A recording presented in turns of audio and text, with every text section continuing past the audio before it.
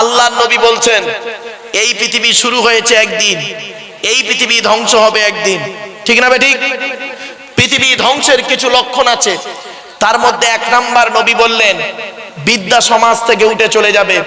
আজ মাধ্যমিক, উচ্চ মাধ্যমিক, বিএ পাস, এমএ পাস, আলেম, হাফেজ, মাস্টার, ডাক্তার, ইঞ্জিনিয়ার, প্রফেসর বেড়ে গেল। বুড়ো বুড়ি বাপ আর মায়ের অনেকে ভাতও দেয় না, খবরও দেয় না, ঠিক না বেঠিক? অনুরোধ করে বলে যাচ্ছি, এই যাদের বাড়িতে বুড়ো বুড়ি বাম্মা বেঁচে আছে, খবরদার জীবনে কোনোদিন বুড়ো বুড়ি বাম্মাকে কাঁদাবে না। হকের উপরে নবী বলেছেন, হকের উপরে তোমার বাম্মা যদি নারাজ হয়ে যায়, আল্লাহ নারাজ হয়ে যাবে। হকের উপরে তোমার বাম্মা যদি খুশি হয়ে যায়, আল্লাহ খুশি হয়ে যাবে। এই ছেলে, এই বেটা ছেলে, এই ছেলেরা, তোমরা চারজনকে খুশি করলে জান্নাতে যাবে। কজন? বেটা ছেলেরা চারজনকে খুশি করলে জান্নাতি, মেয়ে ছেলেরা তিনজনকে খুশি করলে জান্নাতি। বেটা ছেলে চারজনকে কে? এক নাম্বার পুরুষ, তুমি তোমার আল্লাহকে খুশি করো। আল্লাহ কোরআনে যা যা হারাম বলেছে, হারাম থেকে দূরে সরে থাকো। যেগুলো হালাল বলেছে সেগুলো ভক্ষণ করো। আল্লাহর কোরআন মোতাবেক জীবন যাপন করো, তবে আল্লাহর ভালোবাসা হবে। এক নাম্বার তুমি আল্লাহকে ভালোবাসো, দুই খুশি করো। দুই নাম্বার নবীকে খুশি করো, নবী মুহাম্মদ সাল্লাল্লাহু আলাইহি ওয়াসাল্লামকে খুশি করো। নবী মুহাম্মদ সাল্লাল্লাহু আলাইহি ওয়াসাল্লাম যেভাবে খেয়েছে, যেভাবে শুয়েছে, যেভাবে চলাফেরা করেছে, যেভাবে মানুষের সঙ্গে মেলামেশা করেছে, যেভাবে দোকানদারি করেছে, যেভাবে ব্যবসা করেছে, যেভাবে স্ত্রীদের সঙ্গে কথা বলেছে, যেভাবে ছেলে মেয়েদের সঙ্গে কথা বলেছে, যেভাবে জামাইয়ের সঙ্গে ব্যবহার করেছে, যেভাবে বৌমার সঙ্গে কথা বলেছে, তুমি সেইভাবে কথাবার্তা বলো। এত সোজা না? নবীকে খুশি করো, দুজন হলো। তিন নাম্বার হলো হকের উপরে তুমি তোমার জন্মদাতা বাপকে খুশি করো। চার নাম্বার হলো তুমি তোমার মাকে খুশি করো। এই ছেলে, বাড়ি থেকে যখন বেরোবে, বাপ আর মা যদি বেঁচে থাকে, বাপ আর মায়ের দোয়া নিয়ে বাড়ি থেকে বেরোবে। বাপ আর মায়ের দোয়া যদি তোমার সঙ্গে থাকে, লরির তলার ভেতরে ঢুকে যাবে, গাড়ির তলার ভেতরে ঢুকে যাবে। আমার আল্লাহ করবে কি, বাম্মার দোয়ার ওসিলায় গাড়ির তলার ভেতর থেকে জীবিত টেনে বের করে আনবে। সকলের দোয়া মিস হতে পারে, বাম্মার দোয়া মিস হবে না। এরা বাম্মার গুরুত্ব দেয় না। মায়ের ছোট্ট পেটে ছেলের জায়গা হয় 10 মাস 10 দিন, আর ছেলের 4 কামরা ঘরে অভাগিনী মায়ের শোয়ার জায়গা হয় না, ঠিক না বেঠিক? শুধু তাই নয়, এই ছেলে কখন লাথি মারলে মা হাসে, ছেলে কখন লাথি মারলে মা কাঁদে, শুনে নেন। ছেলে যখন মায়ের পেটে থাকে, ছেলে যখন মায়ের পেটে লাথি মারে, তখন মা আনন্দে হেসে ফেলে, আমার বাচ্চা বেঁচে আছে, মরেনি। আর ওই বাচ্চা যখন মায়ের পেট থেকে পৃথিবীর মুখ দেখে, পৃথিবীর কোনো ব্যক্তির কথা শুনে, শ্বশুরের কথা শুনে, শাশুড়ির কথা শুনে, বউয়ের কথা শুনে, কারোর কথা শুনে, মার গায়ে যখন লাথি মারে, মায়ের চোখ থেকে পানি পড়ে। মনে রেখো, মা যদি নারাজ হয়ে যায়, বাপ যদি নারাজ হয়ে যায়, আল্লাহ নারাজ হয়ে যাবে। তোর নামাজ, দাড়ি, টুপি, রোজা কবুল হবে না, মাথায় রেখে দিও।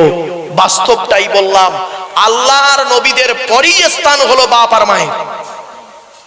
বাম্মার এত মূল্য। যাদের বাম্মা বেঁচে আছে, খবরদার আজকের বাড়িতে গিয়ে সেই বাম্মার কাছে ক্ষমা চেয়ে নেবেন। আল্লাহর নবীর কাছে, আল্লাহর নবী বলেছেন পৃথিবী ধ্বংসের লক্ষণ হলো নিকটবর্তী লোকের সঙ্গে মহব্বত থাকবে না, দূরবর্তী লোকের সঙ্গে মহব্বত তৈরি হবে, ঠিক না বেঠিক? নিজের বাপের প্রতি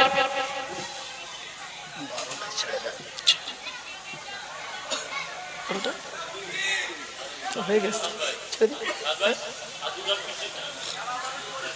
দোয়া করতে করতে 10-20 মিনিট হয়ে গেল।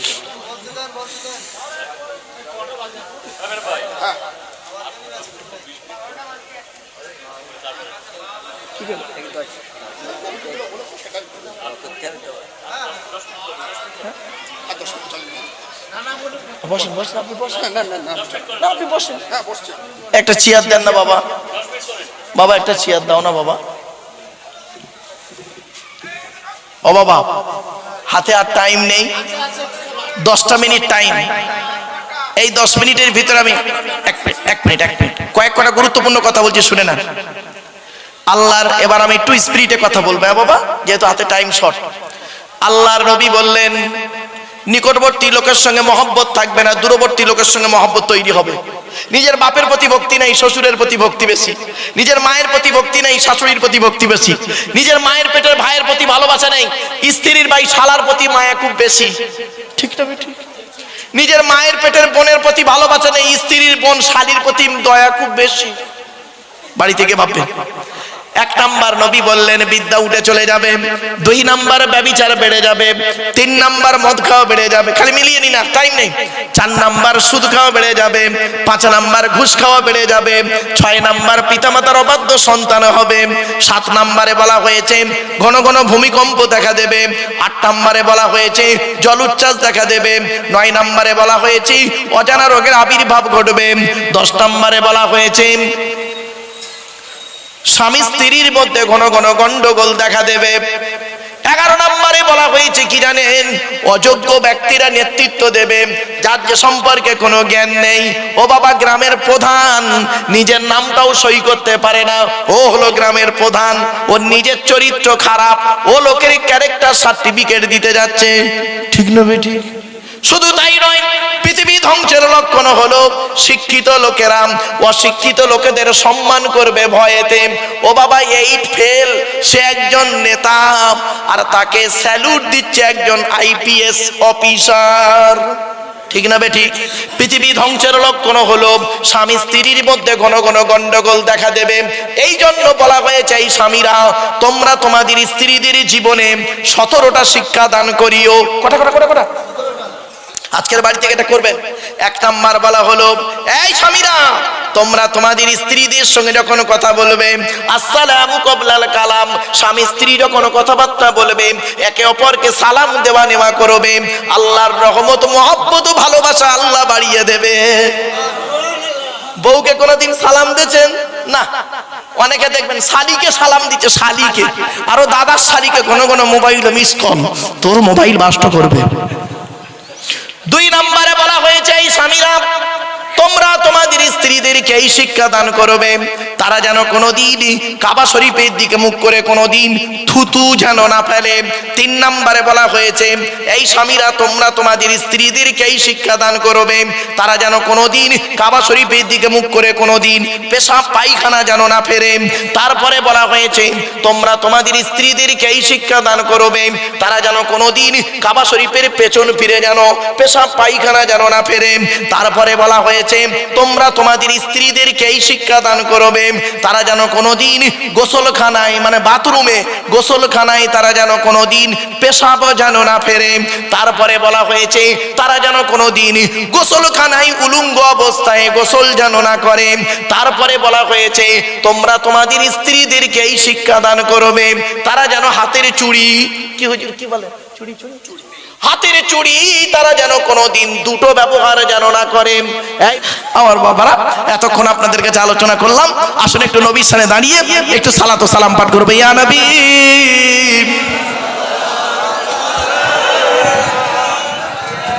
আমি এটা বের করে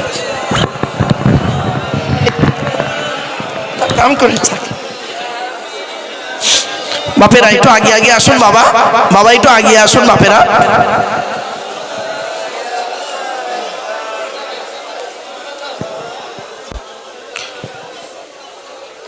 দয়াময় আল্লাহ যিনি কি নিয়ামত পাঠালেন তিনি, চিনিল না মক্কাবাসিনী, চিনিল বনের হরি। নবী ইয়া রাসূল সালামুন আলাইকা ইয়া হাবিব সালামুন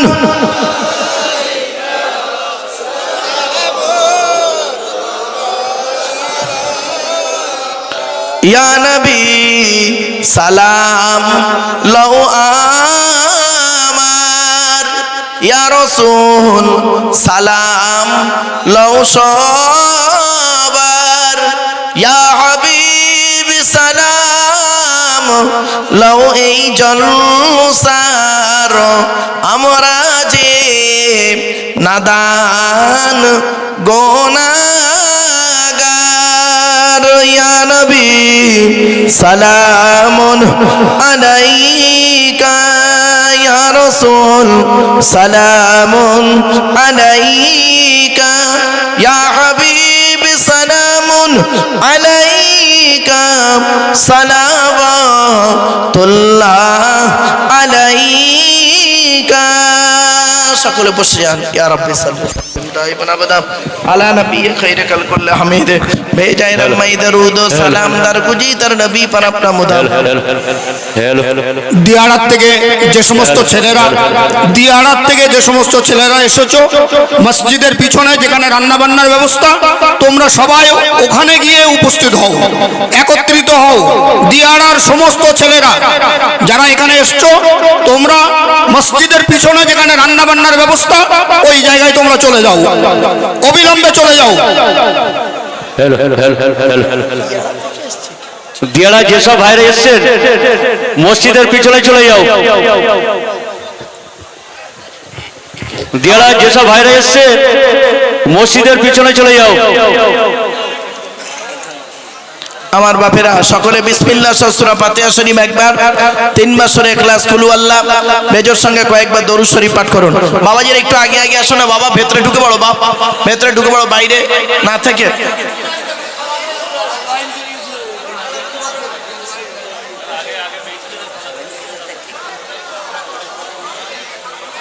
আগে মেয়েদের তাই বাবা আগে আমার মা বোনেদের খাওয়া দাওয়ার ব্যবস্থা আছে তারপরে আপনাদের খাওয়া দাওয়ার ব্যবস্থা হবে চিন্তা নেই ইনশাআল্লাহ পর্যাপ্ত পরিমাণ খাবার হয়েছে ইনশাআল্লাহ আপনারা কেউ যাবেন না কমিটির তরফ থেকে আপনাদের দাওয়াত দেওয়া হচ্ছে খাওয়া দাওয়া করে যাবেন দয়া করে একটু পড়ুন মোনাজাতটা করা হবে